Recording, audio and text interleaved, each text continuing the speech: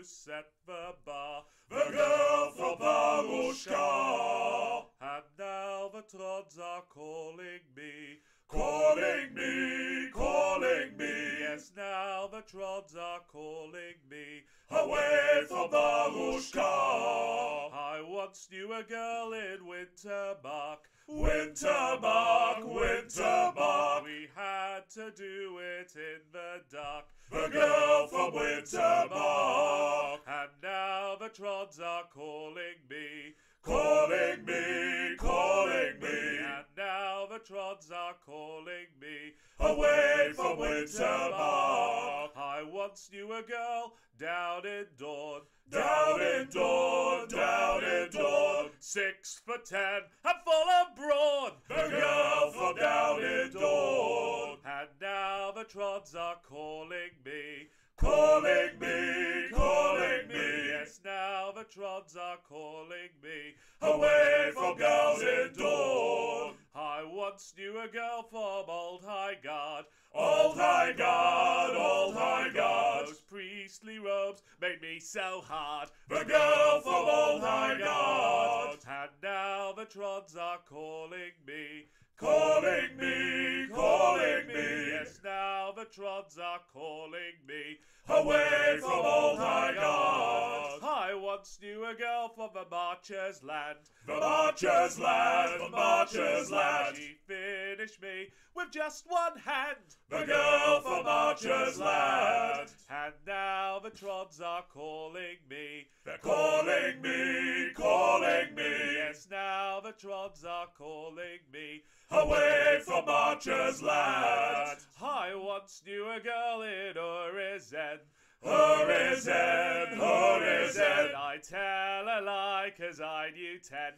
girls in Urizen. And now the Trods are calling me, calling me, calling me. Yes, now the Trods are calling me, away from Urizen. I once knew a girl in the league, in the league, in the league. My stamina she did fatigue, the girl from in the league. And now the Trods are calling me, calling me, calling me. Yes, now the Trods are calling me, away from in the league. I once knew a girl in the Brass Coast, the Brass Coast, the Brass Coast. And she's the one who cost the most, the girl from the Brass Coast. And now the Trods are calling me, calling me, calling me. Yes, now the Trods are calling me, away from the Brass Coast. I once knew a girl, she was an orc, was an orc, was an orc. When she was done,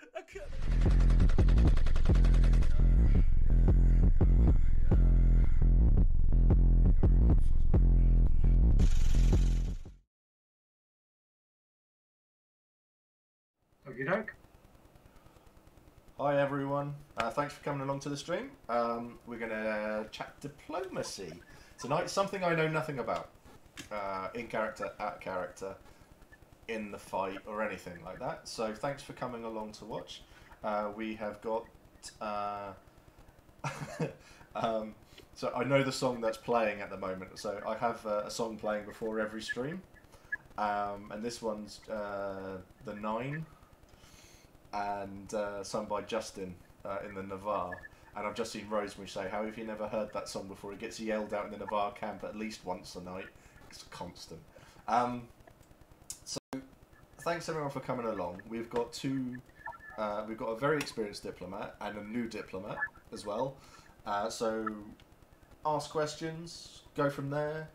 Nice, easy, chilled, laid back, and hopefully a bit of fun, and helps people get involved and stuff. That's yeah. Oh yeah. So of course, yeah, Liam, you've not heard it. You've not been to an event yet, have you? So anyway, yeah. So if you get any questions, as normal, just ask, and we can go from there. So if we start with Jamie. If you want to introduce yourself. Hi, I'm Jamie. I've been LARPing for far too many years now. I've been playing Empire since the start. I'm currently on my third character, and it's all been a lot of fun. third character. I think just a friend of mine in the dev, he lost 3 characters in one event. It was hilarious. It was amazing. Well, I had my first character was quite a long-term character, and he died along with most of my group in one big kind of group kill on the battlefield.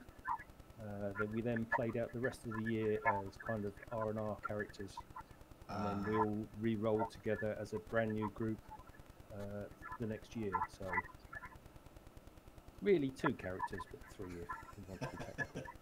Excellent. Dave, hi Dave, good to see you back, mate. I hope you're okay. I hope I get you as Secret Santa. That's all I can say on that one. So Greg, if you want to introduce yourself, tell us a bit about yourself. Sure, yeah. I'm a psychologist who comes to LARP to play a diplomat. I'm on my first character, who I've had since the very first Empire.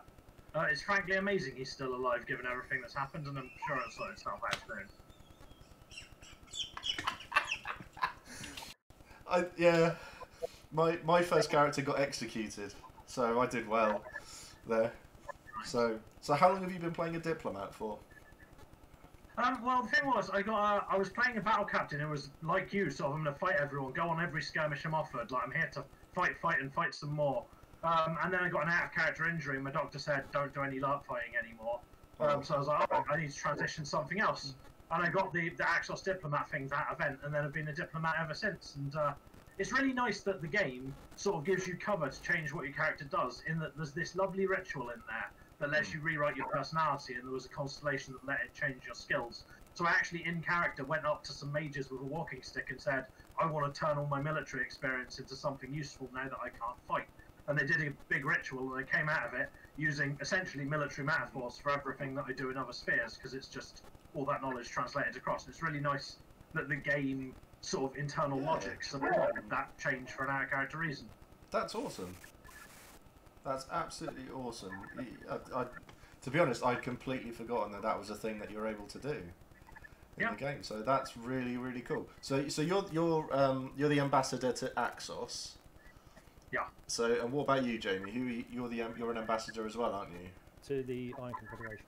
Oh, bad luck. Ooh. Why is that bad luck? I'm curious now. Do you want to say? Go on, Jamie. They aren't on the friendliest terms with us at the moment. They have been friendlier in the past, but there have been 1 or 2 instances which have happened in the last couple of years which have turned their favourite against us. Okay. So we'll just have to see where that goes on from there. So I've just been... Jamie, you could probably do with a bit of a... Oh, actually, I'll turn everything up. I think I'm getting a bit of feedback. I think I can hear something in the background. It might be from your side, Greg. I can switch over to push to talk if you like. Yeah, that might make it a bit... Let's see if that changes anything. Oh. Yeah, that's wunderbar. Wonderful, that's a lot better. So, Ben's just asked the question, how often do you get to threaten to declare war? Go on in, Greg, how often? How often do you get to do that one? So, like, as an Imperial Ambassador, once the Senate elects you, you are the voice of the Senate with respect to that nation. So, like, I could just wake up one morning and go, you know what, screw it, I'm going to declare war today. And none of the military council would listen. None of the armies would go where I said it went. But if I spend my 2 mana crystals to send a letter to Axos going, the Empire's at war with you, they will react as if the Empire has declared war with them. So something an ambassador could do at any time, but something that I've never had the cause to do. Partly because they've not done anything that's upset me enough that I felt the need to threaten that. I normally threaten something smaller or something economic. And partly because it's an implausible, absurd thing to threaten, because we don't share a land border with them. So threatening war with them would be sort of like that war we had with Sumar, where we were at war and didn't fight each other for the whole time.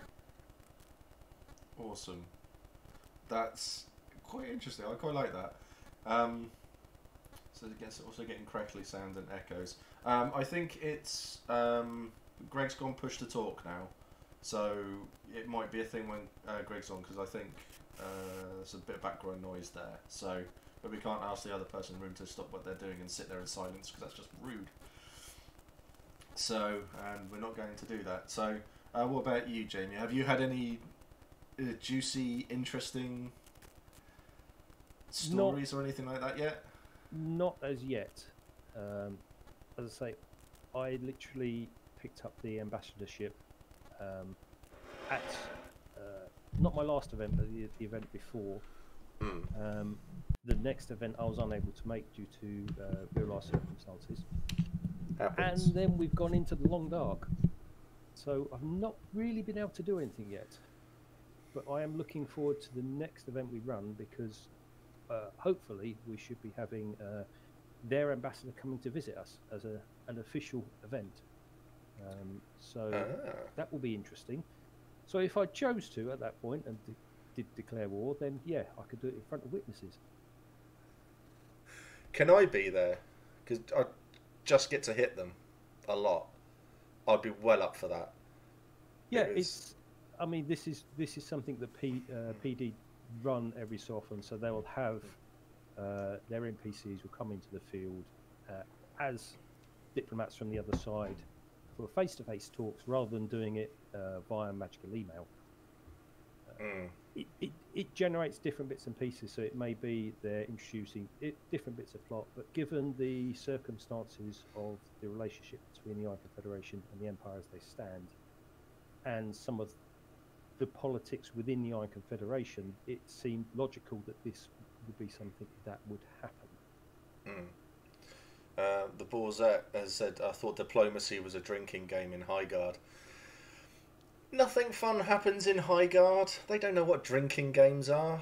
They're the most boring nation of all nations. You need to go to the Urzen versus Highguard Dirty Song evenings. You're missing out, man. Well, that's good. Okay. I'll have to look out for that one next time around then. The Empire likes you, but I don't. Yeah, that's my philosophy, and that's where I come to with Highguard. We all know Steve as an ambassador would just kill any diplomats that came to visit. Dave says, who are the people ambassadors for? So Greg is the ambassador to Axos, and Jamie is the ambassador to the nation I've already forgotten. The Iron Confederacy. Iron Confederacy, there we go. So, yeah, I hear a lot of talk about the Iron Confederacy and Axos in the field, so I think that they come up a lot with people I speak to anyway. And I don't like to talk to people at the best of times in the game, but it's something I actively avoid. I did get asked to go on a diplomatic. There was a skirmish, and it was a 5-man skirmish, but it was diplomatic. I don't know who it was for, and there were 3 diplomats and Mac and Grim. So I don't know if you've heard of Mac or Grim in game at all before, but we are fairly useless. We take a lot of in-character drugs, a lot of Twilight, and we've been known to sit around pretending to be chairs and selling invisible hats. We have that sort of fun in game. But I got asked to go on this diplomatic mission to act as a bodyguard for them, just in case, because we didn't know what was going to go on. And we turned up, and there was one orc just stood there, and they all started chatting, and there was the orc bodyguard as well. And they were so we were sort of like off to the side, sort of staring at each other face to face. And they didn't say anything. They didn't talk to me at all, no matter what we said to them. Then, as we walked away, the ref spoke to them. That's when they started to insult us quite a lot. And it was going on and on and on. And the diplomat turned around to us and just said, leave them alone. Everything's good. We've got what we wanted. We're leaving. Then they said something about my mother and something like that. So I killed their bodyguard, just outright, hacked him to pieces, executed on the spot. And the diplomat went running. And we were just like, do we chase the diplomat down and kill them too? Yeah, let's chase the diplomat as well. So the Empire diplomats were screaming at us to come back as we're chasing this diplomat down. They got away. I'm quite large, so I'm not a runner. I'm a sprint. I'm good over short distances. But yeah, they got away. Oh my god, the grief, the grief that we got. Yeah, I got arrested. Everything. It was so much fun. That was a lot of fun. That was. But yeah, I'm not allowed to do that I'm not allowed to go on those sorts of missions anymore. So. I may have to employ your services at some point in the future. That's what you took from that. I was thinking of employing someone to make sure he's distracted. Yeah, my rates are very, very cheap. I'd go so far as to say free. So it's all good. It's all good. Ben has asked, how are the ambassadors spread through the nations? Like, does each nation handle diplomacy to one another, or is it just up to the players? So, like, when they talk about nations, they're talking about foreign nations there, yeah? Yes. So, all of the diplomats have a contact in their matching nation that they can write to and get responses back. And normally it's that we're all dealing one-to-one with our opposite numbers. But every now and again, we'll get information that's relevant to each other. So I've had things like, oh, that thing you were interested in and didn't buy because the Empire couldn't afford it. The Sarkovan Delves have started buying up all of that property for reasons unknown. So, like, I'll go to the Sarkovan Delves ambassador and say, do you have any idea what's going on? So there's little bits of connection between them. And then obviously recently there's been the Liberty Pact with a whole bunch of ambassadors working together to make something happen with, like, 4 ambassadors and 2 specialists and a whole bunch of people involved. But generally, you're one-on-one with your nation unless something weird or spectacular is happening. Mm. There's also a position in the league who receives an inordinate amount of information from almost everywhere. It's come like a kind of spy master type affair, and that person regularly will have contact with various diplomats because of the information he's got, whether it's important or something they like to sit on as well. Okay. Oh, the other thing you get is you sometimes get nations that are directly opposed to each other. So there's that opportunity not that long ago where Asavea was saying, don't do anything to help our slave uprising. We want to be in control of our nation. And Suma was saying, help the Asavean slave uprising. They're slavers and don't follow the way and are awful. And I'm pretty sure at that point, the Suma ambassador was getting letters from Suma saying the more imperial armies who help the uprising, the better it is for us. And the Asavean diplomat was getting the opposite. And sometimes we talk to each other and come to an agreement about what the Empire's going to do and make that happen. And other times, those diplomats go, I want my opportunity to succeed, so I'm going to push it as hard as I can. And you end up with 2 diplomats running around the field telling military people to do opposite things. And those are always interesting days. That's cool. I like that. Ben's clarified himself. I clearly don't speak well. What I meant was, like, could all the ambassadors be from Dawn, or are the roles split between imperial nations like titles? It's possible they could. Every diplomat could be from a single nation, but in play, it's unlikely. They try to spread the wealth a bit, get as many people involved as possible, that sort of thing. There is only a small amount of people that have been interested in playing the diplomacy game, Okay. and it seems to have been, from my experience over the last few years, that it does seem to have been spread fairly evenly across. That's cool. So how did you two actually become diplomats then? What was it? Obviously, being with Greg, you got hurt and you had to find something else to do, and then you pursued it, and you've been a diplomat for a long time. So how did you actually decide to go, oh, this will be good. Let's do this let's do this part of the game. So what happened was I'd been pushing military no matter what. And a few seasons before I got injured, an Axos NPC had come onto the field and talked about military alliance, like, can we get an Axos army fighting the Druge alongside the Empire? And, like, can the Empire send military units to help us fight the Druge because they're burning our towns and causing us loads of problems? And we'd worked with him, and I thought he was a really interesting character. Like, it was a lot of fun to interact with, and he showed up with, I think, his grandfather's spirit in a skull that was giving him advice about what was going on. That's and amazing. Yeah, I know, right? I'm sitting there as a military unit commander and a priest going, the military argument says we need these units, let's not piss this guy off. And the priest in me says I really ought to exercise that skull and let the spirit go onto the labyrinth. and I found the conflict, the internal conflict between the sort of demands of the Synod and the demands of the Empire really interesting. So I had quite a lot of fun with Axos NPCs, and I'd worked with other characters to get the you can't make an embassy to a nation without their permission.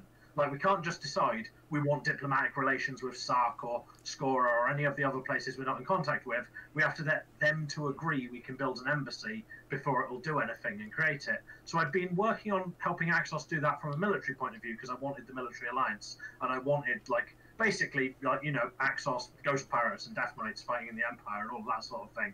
Nice. And in the process of doing that, we built the ministry, and it was going to have to be assigned. And it just so happened we finished building it, and its assignment came up around the time I had to stop fighting. So I was like, well, that's something I've worked on and know quite a lot about. It's quite an easy transition, and the people who built it know me, so it was sort of, I had quite a lot of support for getting the position as well. But basically, the first Axos NPC I met was awesome and loads of fun, and that encouraged me to do the diplomatic game. Awesome. What about you, Jamie?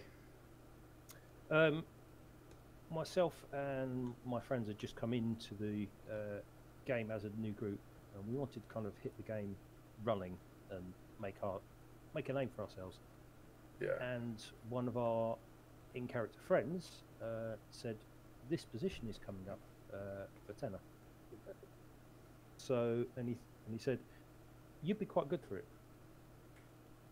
So I thought, well, why not?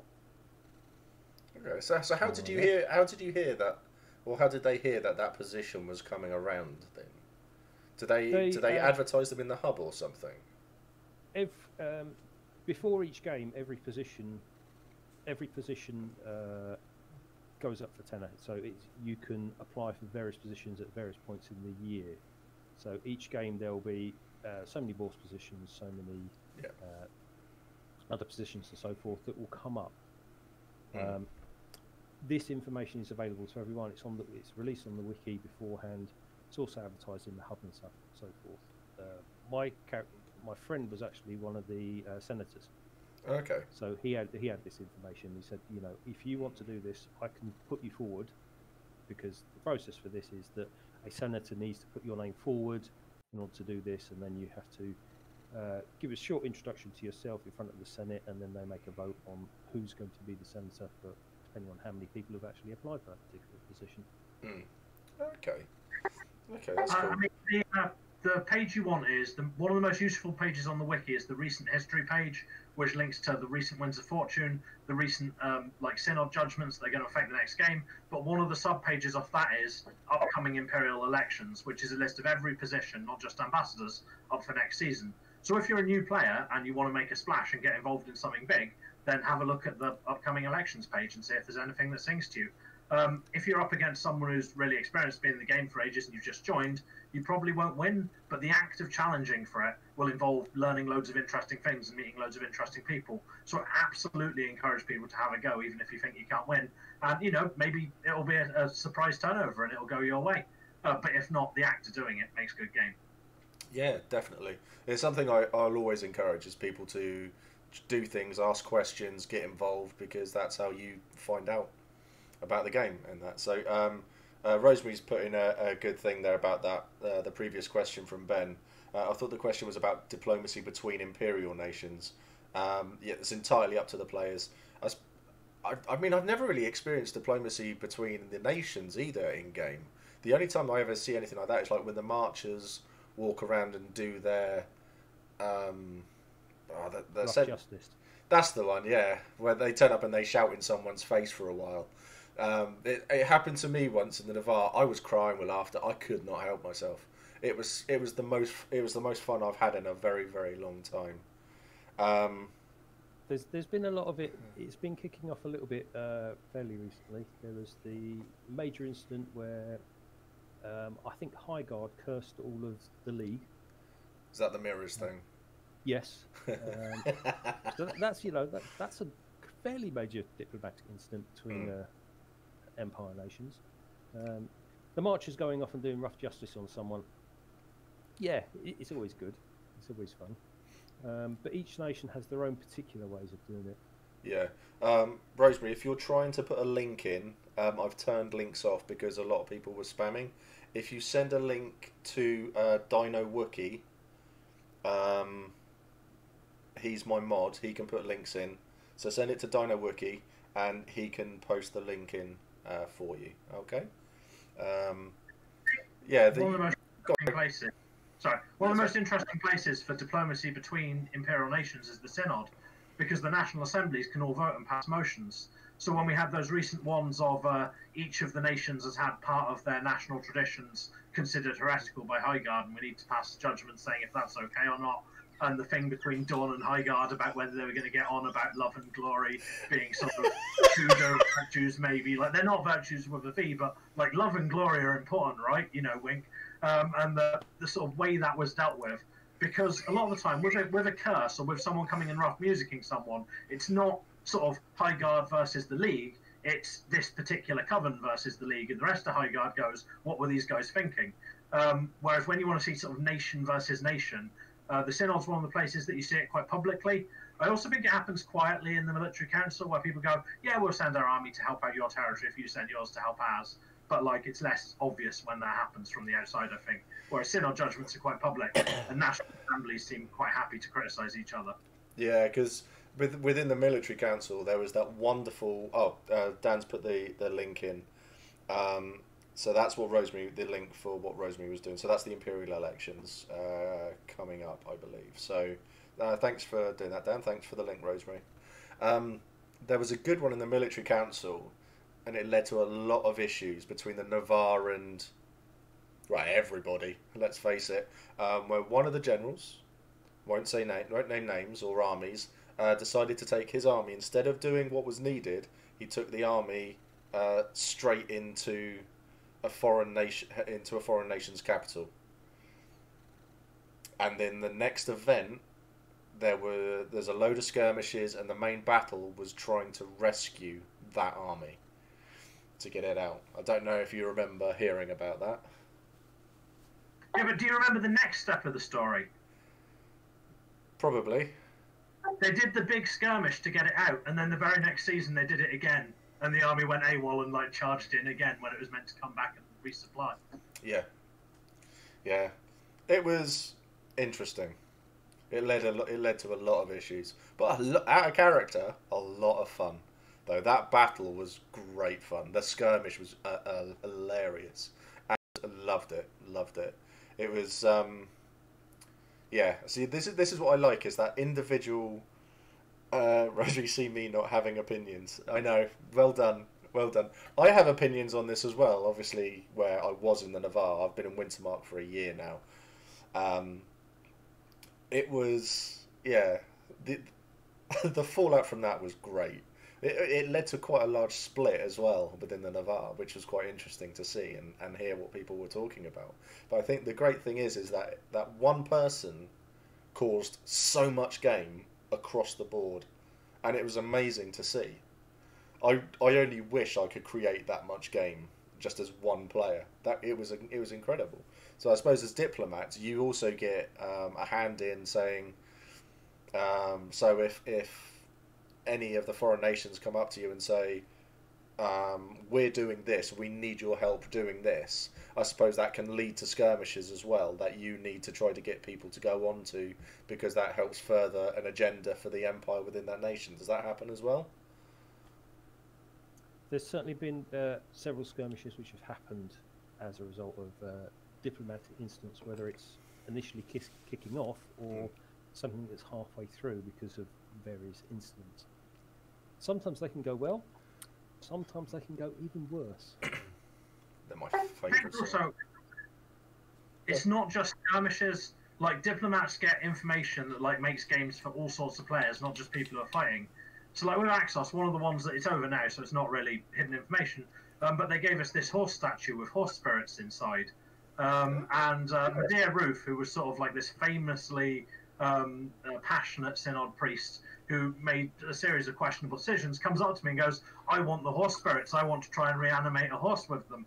One of the policies I have as an ambassador is I never say no to anyone I sometimes, like, if I think something's a bad idea, I'll say things like, get the synod to vote on it, and if they say yes, then I'll do it. Or they say, well, I'll put it to Axos if you like, but they'll probably want money, come back with 10 thrones, and then I'll make, offer it for that and see if it gets done. But I try not to say no, I try to say, this is what the price is, or this is who I need you to buy in. So I say to her, I'll go and get the synod assembly to vote on it, thinking that it's done, I don't have to worry about it. And I don't know what strings she pulled or what favours she comes in, but the very next season there's a statement in the Ambition Assembly saying, give Medea Ruth the statue full of horse spirits. I'm like, well, the synod has said it now, I guess I'm handing this thing over.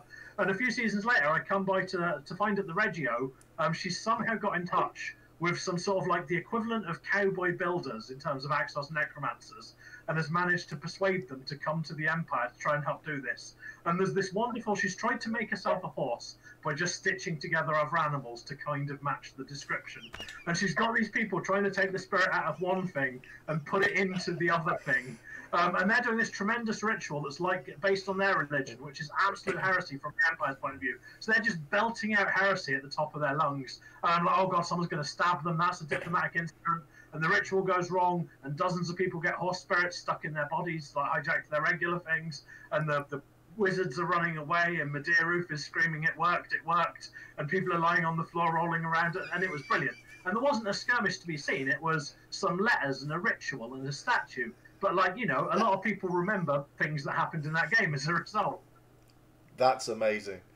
That is absolutely amazing. And to be honest with Medea Ruth, she's discussed quite a lot on our streams. When things like this come up, if anything weird comes up, her name is generally not far behind. And I had heard about this thing with the horses, but I didn't realise what happened at the end of it. That's brilliant. But I would expect nothing less from her, to be honest. Let's face it. She was a fantastic character, and she created a lot. And yeah, absolutely amazing. So Fran said that's why I decided to go into as a first-time player. Got a hit of ambition, being on the military council or diplomacy option. Well, there we go. You can see about all the diplomacy stuff. So go for it. Definitely go for it. I hear the diplomat the ambassador to Axos is fairly shaky at the moment. It's joking. But yeah, go for it. Go for it, Fran, if you want to. As a new player, get in, jump in, get involved. Go face first into it. So what advice would you give then to Fran, who's looking at getting involved in? Would you say to turn up to, because you have the chance you can shadow an ambassador and things like that as well, can't you? So would you say that would be something to do first, or would you say just go straight into it? I would suggest actually doing maybe not shadowing role, but actually come and introduce yourselves to the ambassadors. We tend to have a meeting on the Friday night where we all get together and share information and have a little chat about, what information we've had and received. Before we then go off and then discover everything that we've heard and that has been written down is completely wrong, and then we have to run around like headless chicken for the rest of the weekend. But I think that would probably be best, because at that point you could probably hear if anyone's looking for help because they need someone, because it's all hit the fan and they're having to run around a lot more and they may need some help. And it may be that there's other people that are going, well, actually everything's hunky-dory on my side. I've got nothing to do apart from a letter saying, yeah, everything's good here. So I would suggest coming down to that meeting and introducing yourselves and saying hello. Okay. I mean, one of the best ways to get any imperial title in the Empire is to be a proxy for it first. Because then when you stand up in Senate and say, what makes you think you can do the role? You go, well, I've been proxying for a year. I've stood in on some important meetings and done them. I know what the job is. I'm experienced and I can do it. And a lot of ambassadors don't have proxies. And if they miss an event or go missing or die, then our relationships with a nation can spin out completely. Like, we had a story, it's probably recent enough, shouldn't talk about it because they're pushing an IC agenda, but we had that happen fairly recently in quite a disastrous way at an important moment, and we're basically running around the field, grabbing anyone who looks halfway interested, going, will you be an ambassador? Please be an ambassador. We need to appoint someone. It's an emergency. They're in the tent demanding to see the ambassador, and we don't have one, and the situation is terrible. So, like, there are a lot of masters who don't have proxies. All of them probably should have one. So, Yeah. showing up and volunteering for it is a good way to do it. I spent, like, I think 3 events looking for a good proxy to shadow me and learn what I was doing and take over, because at some point I'm going to stop being this ambassador, or at some point something's just going to kill me. So there's not, bizarrely for me, there's not that many people who are that interested in the foreign policy game, but I actually think it's fantastic, and there's loads of really good things about it. So if people are enthusiastic, then showing up and saying, you know, finding out who doesn't have a proxy and saying, well, can I go around and shadow you and read the ambassador reports and do the meetings that you don't want to do, and maybe step in for you if you miss an event, then that's a really great way to get into it. So have you got a proxy now, have you? Yeah, I've got one now. It just took me the best part of a year to find one. I was putting it in all the... There's like... Urzen does like missives that go out to everyone in Urzen towards the start, or like, you know, meetings between all the spire leaders. And I was going through all this and going, you know, here I have every spire leader in my nation. Does anyone have anyone who wants to be an ambassador or wants to be a proxy? I could really use a good person. And I was getting nothing back for ages. There was one time I put a note in the hub and got a couple of replies. But then those people, I said, great, show up at this time in this place. They didn't show up, so it never happened. But essentially, like, the jobs are done by people who show up. Like, if you just show up and start doing the job, then, you know, that's the best way in. Excellent. Awesome. Have you got a proxy then, Jamie? Have you? I had a proxy. I don't think I have a proxy anymore. Ooh, interesting. Interesting. Well, there we go, Fran. That's a good way. That's a good way in for you there, then. So you can go barge in on the Friday night meeting. That's awesome. That's awesome. Pete has asked, I know nothing about the nations who we aren't at war with. Can you give a brief rundown? So if you two want to take it in turns. Okay, well, I'll start with my own. Axos are our friendly necromancers to the east. They were recently on the verge of a civil war over the issue of whether they like slaves or not, and we very gently ploughed a huge amount of money into their country, saying this will replace your slaves with new infrastructure and stuff, it'll be fine. And the Grendel very delicately went, this is us building an army in your nation that's going to kick off a civil war and kill everyone if you outlaw slavery. And they've just about come down on our side and said, okay, slavery's banned in Axos now. So we've got presently quite a positive relationship. The main issue we have with them is, like, we're aligned economically, we're aligned militarily, they hate the Druge. Religion is our big issue with them, because they think that the labyrinth is a terrible, horrible thing. It's a punishment. You get sent to the labyrinth when you die. It's a torture chamber where your soul is scoured and your knowledge is taken away and your personality is taken away. And when you finally escape the labyrinth, you're as dumb as a newborn baby. So obviously it's a bad place. So they do everything they can to avoid it, using like magic to stop spirits getting in and stuff like that. And Asinod is a little bit touchy about, like, you know, undermining the entire basis of our religion. So that's the interesting stuff with Axos. Awesome. That's awesome. Jamie, are we at war with the Iron Confederacy, aren't we? Or No, might we're not be. at war. We're unfriendly with them, I would say, at the moment. But they are quite a large nation. They are. They have very large military force, comprised of very well trained mercenary slave armies, who are, yeah, very good, and you know they could help us a lot. Yeah. If we chose to hire them. But that's given they're slaves, yeah. and you know they're mercenaries, it's probably not going to happen. I mean, you'd never know what happened if, you know, a couple of these maybe showed up on the docks of Sarvos, perhaps one day. That's happened. That'd be cool. There was almost a war with them, but you know. Yeah. Well, you wouldn't want the Brass Coast to turn up anywhere with their ships, because they'd just sink again. So, sorry. Ben said, Through all the nations, or just the 2 that we're doing? no, all the nations if you can. I'll give it my best go. Do you want to keep? I'll keep alternating until one of us runs out and the other can finish up. So another one is Sumar. They're the only other nation that follows the way in the same set of virtues that we do, and has the same doctrines as us. So as a result, they are the only human nation we've been at war with recently. Because being so close in religion, they're very much fanatics. Like, they don't have a military council. They've got the Courage Assembly. Like, essentially, like, imagine the Synod times 20, big and in charge of everything. They also, one of the signatories to the Liberty Pact recently, I mean, they've always had slavery outlawed, but they're in favour of that. And they liked my work with Axos so much that they excommunicated me for dealing with such unvirtuous, awful people. So yeah, that's Sumo. They're our religious neighbours. They're quite far away. Like, it takes like a week to get there on a ship. So we're not going to have a land battle with Sumo anytime soon. But they are our brothers in faith, and as a consequence, we hate each other, and we're constantly like dealing with these little splits. And there's a big delegation coming to speak to our synods at the next event, where they're going to hash out all of the differences between what we believe and agree on one way that we both follow, and all the problems will be gone forever, and it'll be lovely. It's not Echoes aren't welcome. Oh, I was going to say that's not going to happen, is it? That just won't happen. Rosemary has just said, "Do I need to not have an opinion again?" Save opinions for the field. Yeah. I mean, if it's not going to affect anything I see, then you can say whatever you like in chat. I will hasten to add as well that anything said here,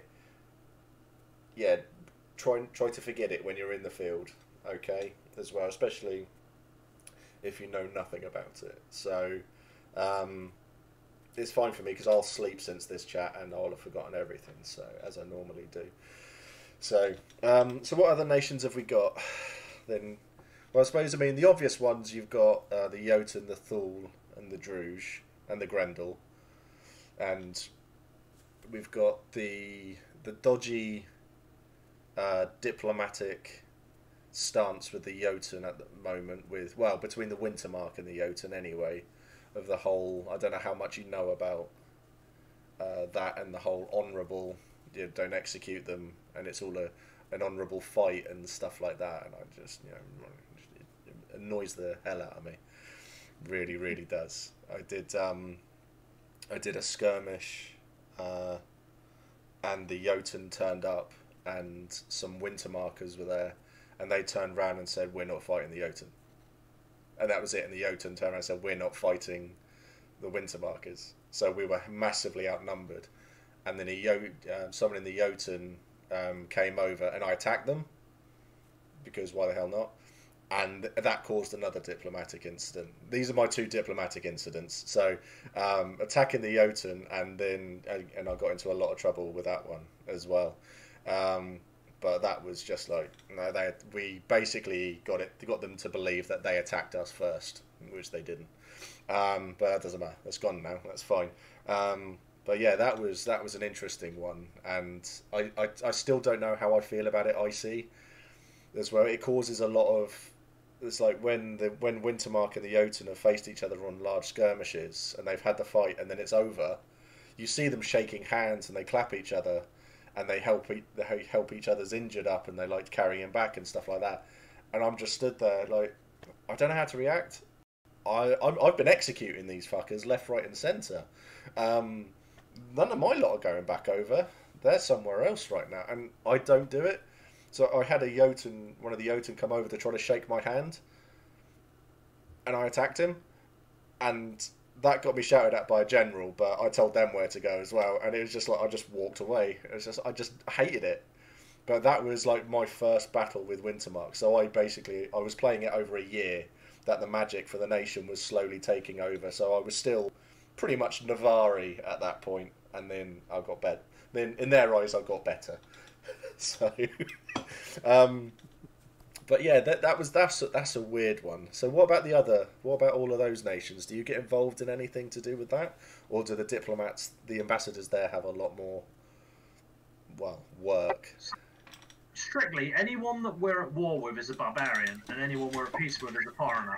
We're still at war with the Jotuns. They're barbarians. We don't technically have a Jotun ambassador, Okay. although we have an ambassador who deals with, in principle, all Orcish nations, which amounts to the same thing.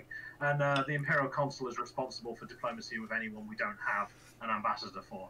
So, in principle, there is some diplomacy happening there, but it's not like the diplomacy that we do, because we'll get... I've got an example of one.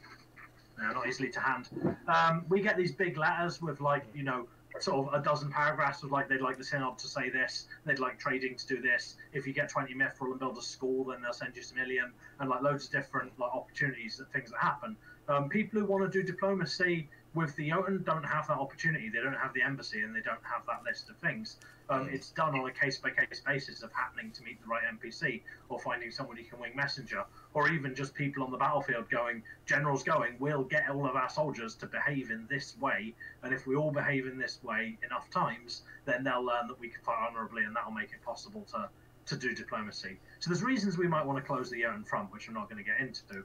No. But in terms of actual ambassadors diplomacy, we don't deal with the Jotuns the same way we deal with Faradun or Asavar or the Commonwealth or any of the sort of human nations we're at peace with. Yeah. Okay, that's quite interesting to know. I didn't realise about that on the battlefield and stuff like that. That the diplomacy even carries across there as well.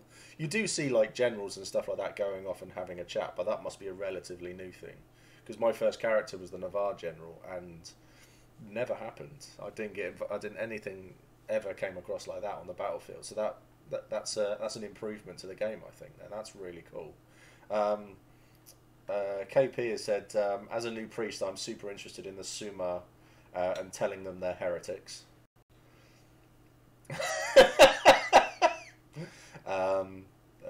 Dave said, honour battles are the worst. They are, mate. They really are. You can't betray an enemy. I never did. I killed them all. It was good. Grim or Auxiliary Jackson said, come to dawn. No one are necessary. No, but glory sucks as well.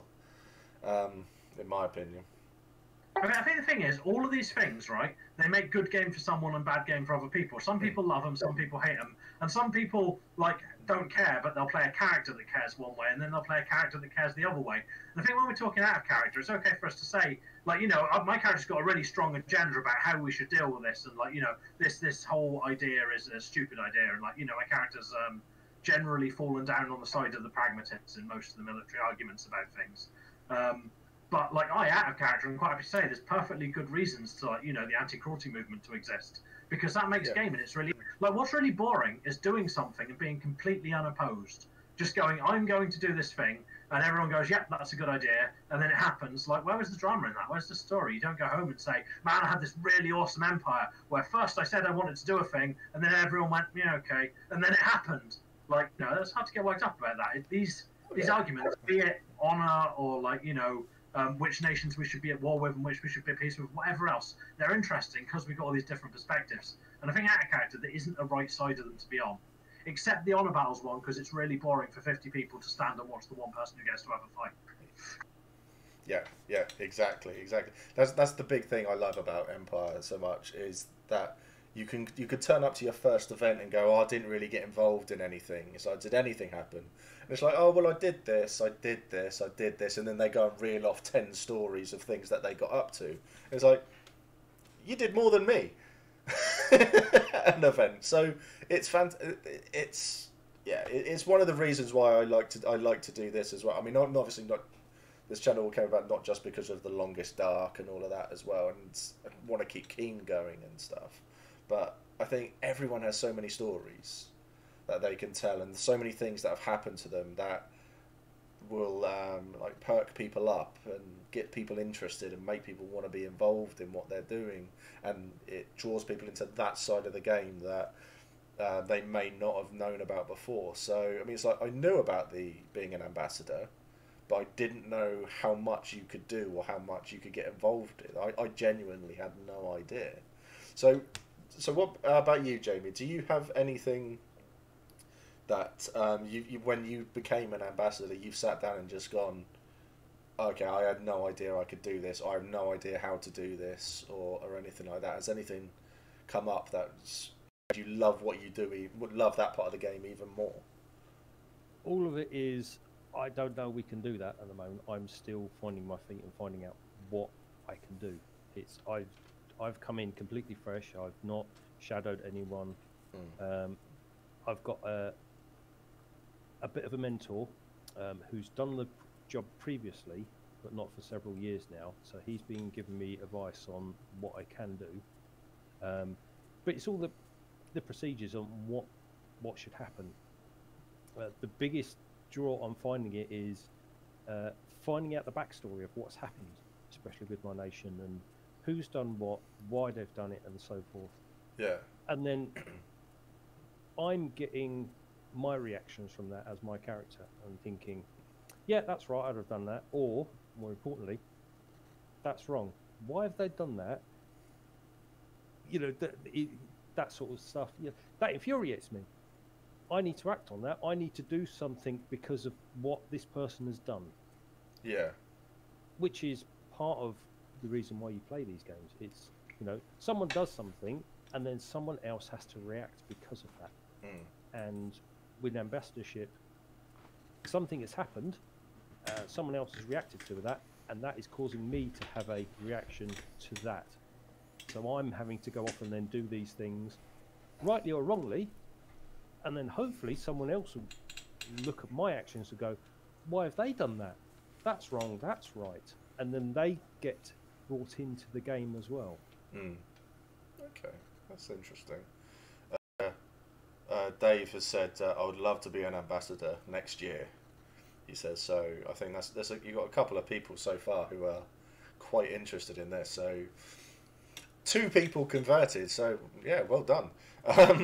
My first event, I got some game with Faradin because I read up on them and found out the Ambassador IC and had a lot of fun with a game I didn't even know existed. So yeah, there is a fair bit of this. So what about you, Greg? What would you say has been your like the highlight of being an ambassador or getting involved? Or so I've done some really big stuff as ambassador that's changed the Empire in quite huge ways.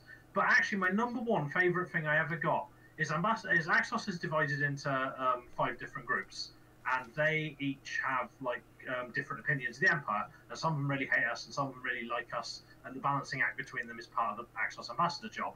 And on my sort of second season on the job, I met an NPC from the one who really didn't like us.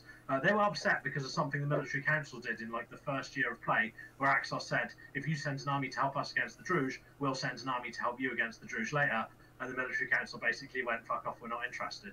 And like they sort of put their diplomatic position on the line with the rest of Axos and said, if we ask the Empire for help, they'll back us up. And when it didn't happen, it had like cost them a lot of credibility. So they were really sort of pissy with us when we got started. And I mean, it's NPC, and I'm like, right, what can I do to improve relationships with you? Like, what is the number one thing that your group in Axos wants? And he turns to me and he says, I would like there to be a free exchange of ideas between Axos and the Empire. I would like the opportunity for, like, essentially to come and talk to you about religion, but not with, like, your priests who are all zealots and fanatics of a heretical and stupid religion, but with your scholars and, like, people who actually study. So can you arrange for some Axu scholars to come and visit a number of institutions of learning in the Empire, like, you know, that'd be something that we'd like you to do. So I went around every nation and I went, right, who in this nation runs a university or a school or a place of learning? And I met them and I spoke to them about whether they're willing to have some foreigners, if they understood that they were going to say things that were heretical and not to kill them and create a diplomatic incident, but also to make sure that they're not anywhere that they'll preach to anyone who's not hardened against and able to deal with heretics. Like, you know, can you possibly get people involved who are not going to be converted, but, like, you know, shield it so they're not preaching to children or anything like that. And that was the most fun I've had in the Ambassador game, because it involved going around Anvil, finding people who are not normally a part of plot. Like, generals are used to the idea that they do big things, and senators are used to the idea that they do big things. Someone who wrote in their character background, and we run the local college, is sort of not used to an ambassador coming up to them and going, there's a major bit of plot here and I'm trying to make sure that this goes really well because it's the Citadel that doesn't like us and I want to improve things. And I had loads of really good, really interesting conversations with a load of people I didn't even know existed. And because I tried to find one in each nation, like in Urzan, I walk in and go, who runs an educational institute? And 500 people go, hello. And then, like, you know, I go into other nations and try and do that and have a much harder time. But it was really interesting having all those different experiences. And like, some people were really receptive and helpful. The group I found in Highguard were amazing. They're like, well, okay, but Axos can't be very bright because they don't believe in the way. So we've got some 7-year-olds to debate with them, and that'll go well, right? Like, oh, that could cause some problems. But, like, you know, we had all these different experiences and conversations, and that's probably the most fun I've had being an ambassador. That's awesome. That does sound like a lot of fun, actually. But I don't think Mac has the mentality to do that sort of thing. I think it's a he'll just argue and then argue more. So Dave ran for Ambassador of Yarn, but lost last year. It was still good fun. So I think it sounds like Dave's still going to go for it. Rosemary says, having been one of Greg's victims for this specific plot, I can only thoroughly endorse it. It was brilliant in every respect, even when PD put in the Winds of Fortune that someone came into my White House and cursed the priests I got. That sounds like a lot of fun, actually. I do like that. Ben's asked a kind of boring question, I guess, but do the meetings and such for an ambassador conflict with battling? So if you're an ambassador, then you wouldn't be able to go to battle because of time, or are you able to do both? Jamie, do you want to take that one? Wait, but you could both take it in turns. The main ambassador meeting happens on a Friday evening, so unless you have another meeting, such as the military council meeting or various synod meetings, that shouldn't inflict conflict with any of those. Okay. I believe they try to keep them short, and it's just a frank, hello everyone, blah blah blah. This is the information I've got. This is the information I've got, and so we can all go off on our merry way. I don't know. It's down to PD themselves as to when they send their delegations out. But in the past, I think what they've tried to do is to have them come out after the battles, so that those people who do go on the battles can interact with them as well. Okay. That's your, good. your main conflict is synod. Because the Friday meeting is when the ambassadorial reports arrive, and the ambassadorial reports are always late. I literally can't remember the last time they're on time. But so you never know exactly when that meeting's going to be, but it tends to be in a blur somewhere over when the first National Assembly and Virtual Assembly meetings are happening. And because what I do is so heavily involved in the synod, I quite often skip the ambassador meeting to do the synod meeting, because I've got to keep the synod engaged with the bits that I'm doing. But the thing about the ambassador meeting is it's optional. It lets the ambassadors coordinate and talk to each other, which sometimes you really need to do. But if you really need to do it, you tend to be able to track them down on a different day if it's super important. And if it's not, it's good to check in and find out where everyone's at. And I make it if I can, but I miss it fairly often. And it doesn't tremendously hurt my ability to do the ambassador game or be involved in the ambassador game or to coordinate on the big stuff that's really mad. I'd say not taking the battles an advantage, because sometimes you need to get a group of people to do something in Senate, and there's a lot of non-combat senators who are much less busy during the battle because they haven't got 50 people going for their attention. But that's part of the point of having a proxy and having someone to work with.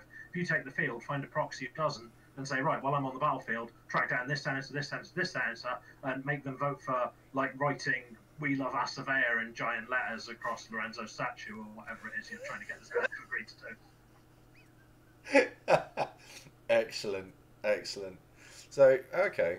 So what would you? So I mean, we've talked about good things that have happened. So I mean, obviously there's you get both sides of the ambassador game.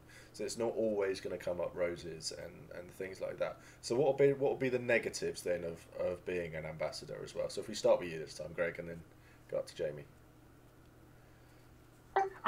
The main problem with being an ambassador is it's a really unpredictable commitment.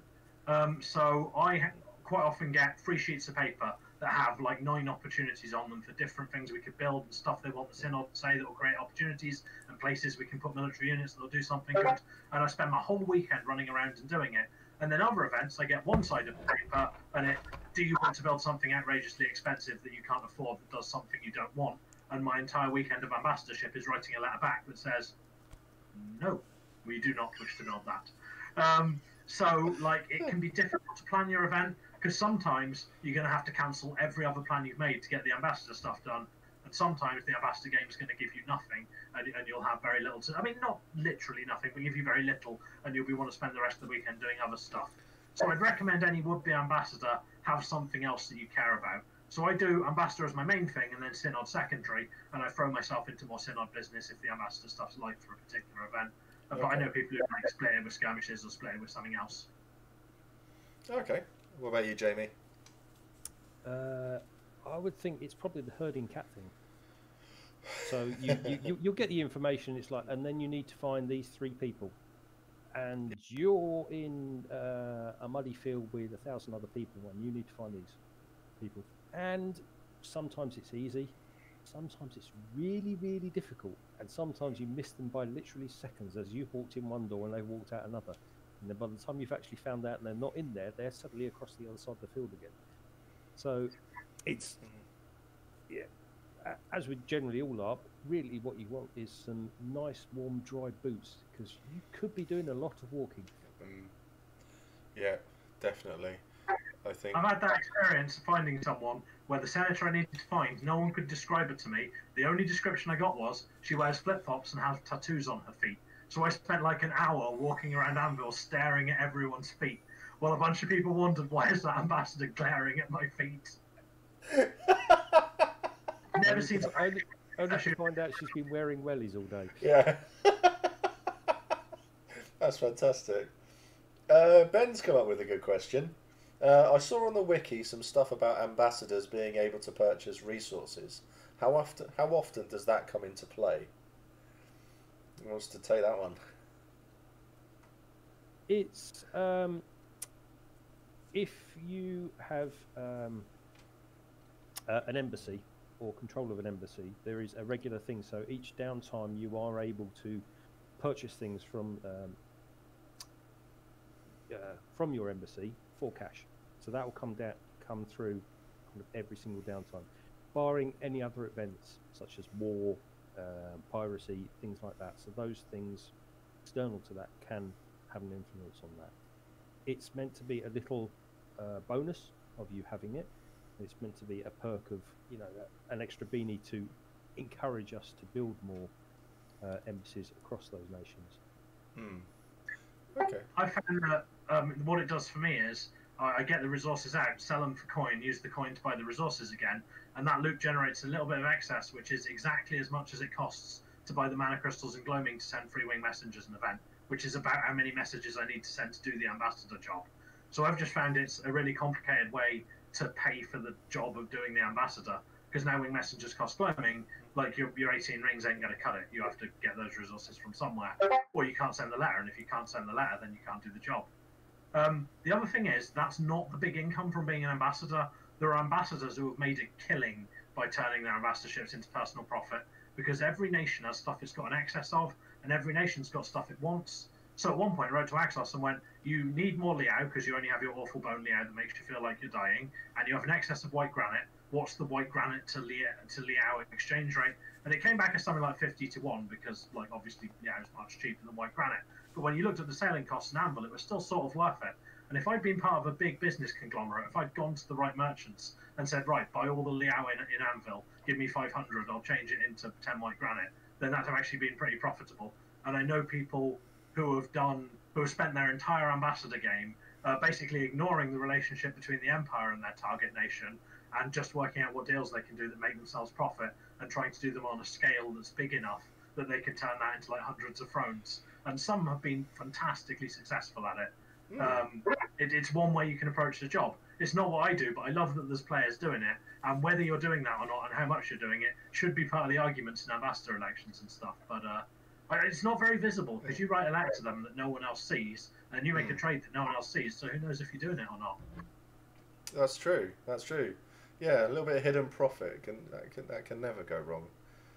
Yeah, that's cool. So what would be what are your plans then as ambassador and stuff like that? I mean, do you have like an end goal? Are you looking to be the ambassador that brings an unshakable alliance between the Empire and this nation, and they would literally fight and die for each other and stuff like that? Or are you looking to make profit? Or what's like what would be a good goal, would you say, then, for an ambassador to have?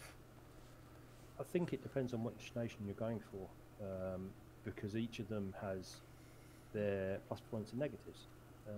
In my sense, we're not on particularly good terms with them. I would like to go through and get us back to a previous state where we are on good relations with them, so that we can move forward.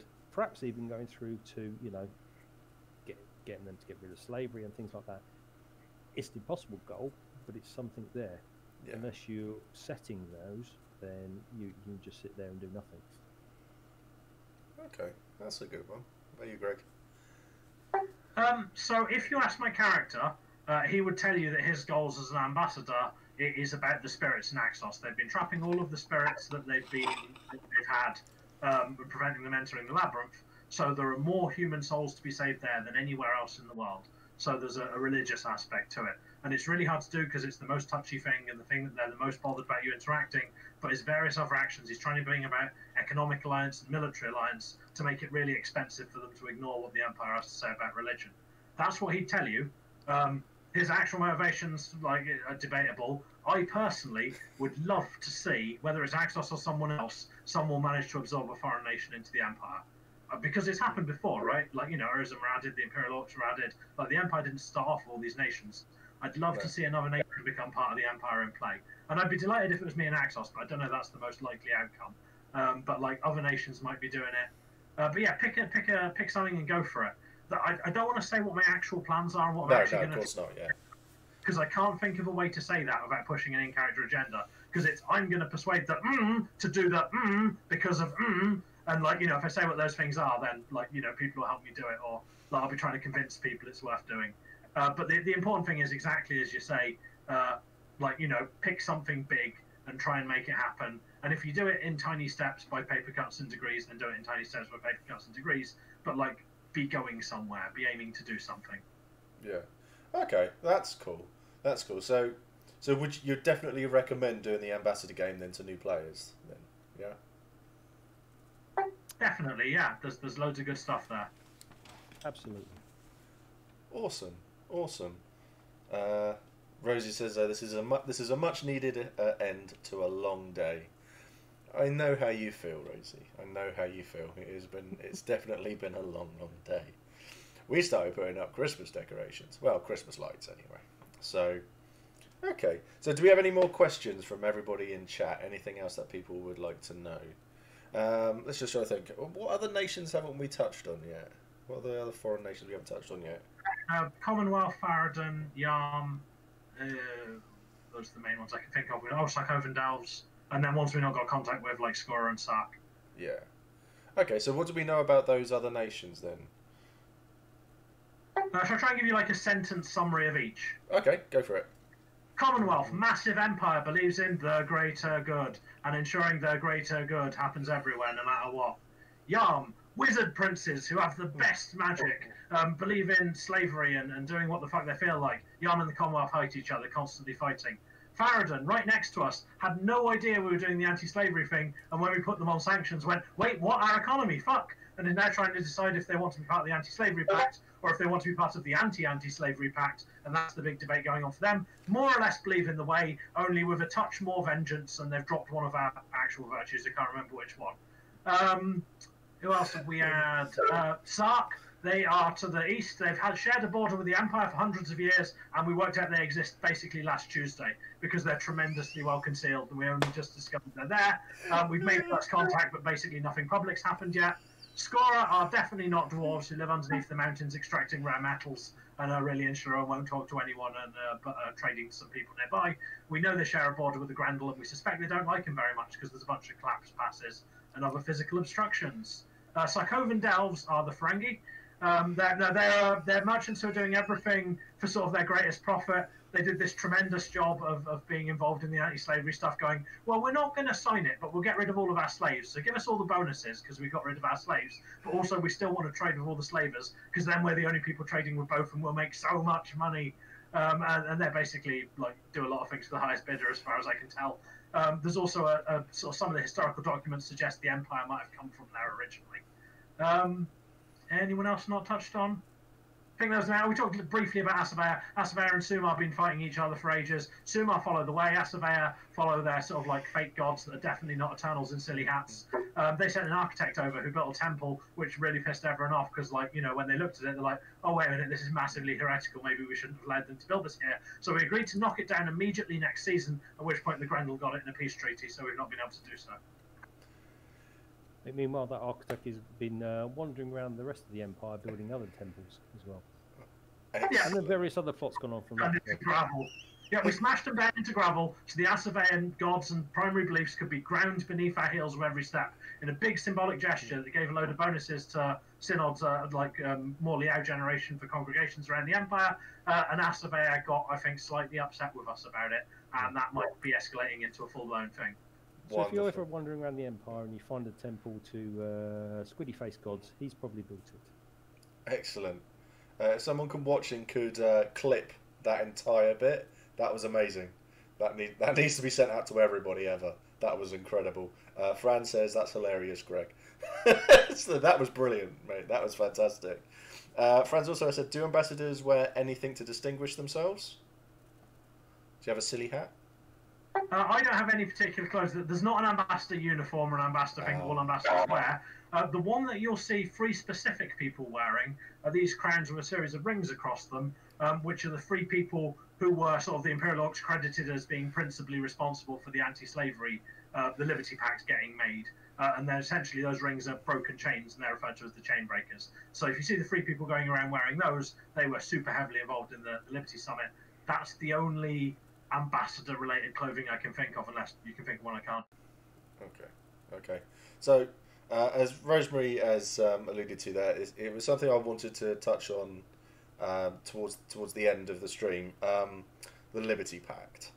So, were either of you two involved with the Liberty Pact, or...? No, I wasn't. No? Yeah, I was involved in that. It's difficult to talk about. There's IC agendas in this, so I'll tread carefully. Yeah, so if you could give us a brief outline about it, but we have to tread, very, very carefully on this one. Okay, so what the pact is an agreement, this is on the wiki, so anyone can read this, between the signatory nations that basically says, we don't like slavery, we're outlawing slavery in our own nations, and anyone who is a slaver, we're having sanctions against them, which is a decision the Senate can make that essentially reduces our tax revenue from trade with them and reduces their tax revenue with trade with us. It's signed by Axos, the Commonwealth, the Sumar Republic, and us, and there's an interest in expansion. There is a talk about how to bring Farad'n into the pact and what the obstacles to that are. I'm not sure how public that information is, so sort of don't want to talk about what the main obstacle that prevents Farad'n joining the pact is really interesting, and the possible solutions are really cool, and there should definitely be an interesting argument or fight about it, and I have no idea which way the Farad'n ambassador is going to go on it. So I think that's a really interesting situation to watch. As for how it happened, the Liberty Pact took at least 3 years to happen, and it was involved with at least 2 ambassadors who are dead, at least 4 ambassadors who are alive, 2 people who aren't ambassadors, the Empress, the previous Imperial Consul, and the current Imperial Consul. And exactly who did what in what order and who's credited with what is something that people argue about. So again, I'm not going to push an IC agenda. No. But like the origins of it, it wasn't a short thing. It was something that happened over quite a long period of time. And you can find, if you go back through the wiki, like Synod statements about ending slavery in places and about doing these things that are like 2 or 3 years old, because it was sort of on the cards for a while before it happened. Fantastic. Okay, that sounds like a really interesting thing then. So people interested in that, and then come and find someone and ask and have a chat, because I mean obviously the pact is is common knowledge, so anyone looking to delve into that, that's not going to be a breach of anything there. So go and ask about that sort of stuff. As Dave says, nothing like creating a pact that will start a world war. With what is it? The Commonwealth and Yarm. No. So there's this tiny nation in between them that's basically too small for us to care about or even know existed until recently. And basically the Commonwealth have gone there siding with us, and Yarm have gone there sided with us, and it's been escalating. And you get the impression that you're like one sneeze away from a Commonwealth archer shooting someone who's Yarmish. And the Commonwealth is part of the Liberty Pact. With Sumar and us and Axos, and Yarm is this meant to be a sort of a slaver pact that's been forming in response, that's saying, well, we'll make our own pact where the slavers all boost each other up, and we don't know exactly who's in that or how far it's got. We just know they're trying to do it. So there's no public information on who's in it, but Yarm probably is, Asavea probably is, the Grendel probably are, like the Iron Confederacy probably is. Like there's a bunch of like powerful slavers. And they might be trying to recruit Farad'n because Farad'n's sort of slavers, which is why what happens to Farad'n is so interesting. But it's like one bad decision away from a fight kicking off between the Commonwealth and Yarm. And when it does, Yarn might go, slavers help me, and the Commonwealth might go, anti-slavers help me, and that could escalate into suddenly everyone's fighting everyone. So that's what they're talking about, possibly kicking off a world war. We could be at the beginning of World War Empire, and it could be our fault.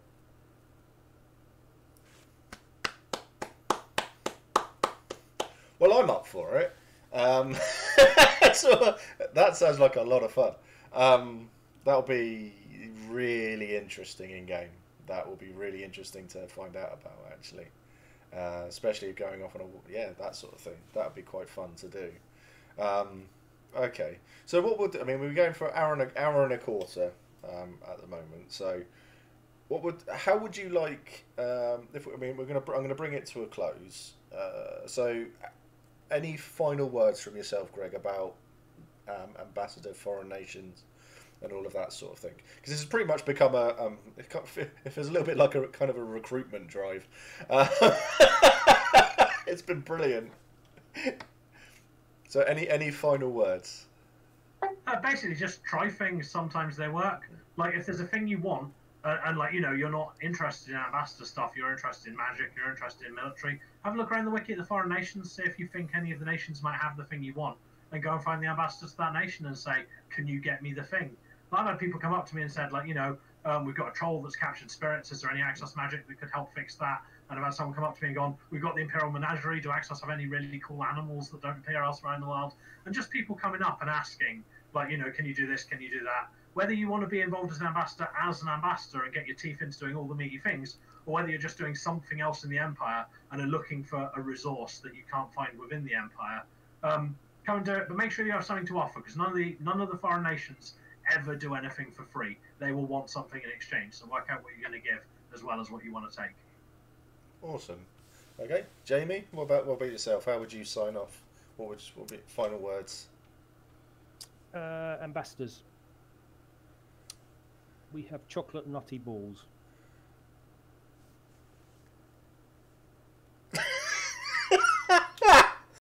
I'm guessing that's sweets, yeah? Yeah. Yeah, that's fine then. You're doing the job wrong. My God, that's brilliant. Fran has said, "I'll happily say the recruitment drive worked." So that's good. So that's a new player looking to get involved in that sort of stuff. So thank you everyone for coming along tonight. I've been trying some new things on the Empire month. So I've been trying to touch on stuff that I wouldn't normally touch on because of how close the conversation could go from being OC to IC and stuff like that. So this was one I was definitely concerned about because there could be a lot of IC agenda being put across, and thankfully we've had none. So this has been really, really good. So I think it's been no success. I'll chuck this all up on YouTube as well. So if people want to watch any of these streams, they're all going to be up on there. I'm streaming again on Monday. Can't remember what I'm doing.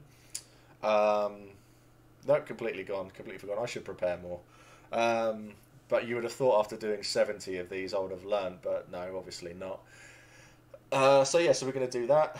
Lots of stuff coming up, lots of projects I'm working on at the moment as well for everybody, all Empire related as well. And look out for the Christmas album, that's going to be funny too. We've got lots of musicians and people, so... Oh yeah, the Bestiary chats on Monday, there we go. I've got Matt from the Marches coming on to come and have a chat about all the beasties within the Empire, so that's going to be good.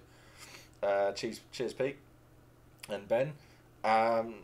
So we've got a lot of musicians and people like that on the Discord, and we're going to put loads of Empire songs together and do like one of those horrible like YouTube albums. Here is the Empire Christmas album, but none of the songs are going to be Christmas or Empire Day related. They're just going to be Empire songs, and it'll be fun. It's going to be a laugh to put out. Lots of stuff going on.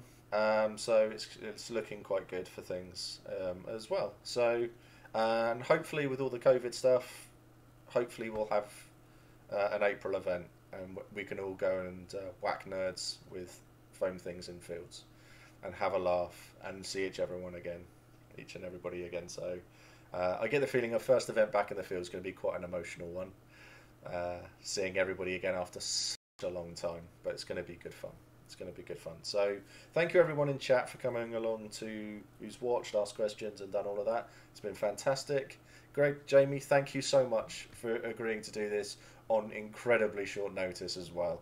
Thank you so much for doing it. It has been a lot of fun to have you both on. Thank you. My pleasure. It's been a great evening. It has. It's been a lot of fun. So, yeah, thanks everyone. And remember, look after yourselves, look after each other, take care of yourselves. And if you're struggling at the moment, please reach out. Okay, so don't struggle and suffer in silence. Okay, so everyone, we'll see you all soon. Take care. Bye.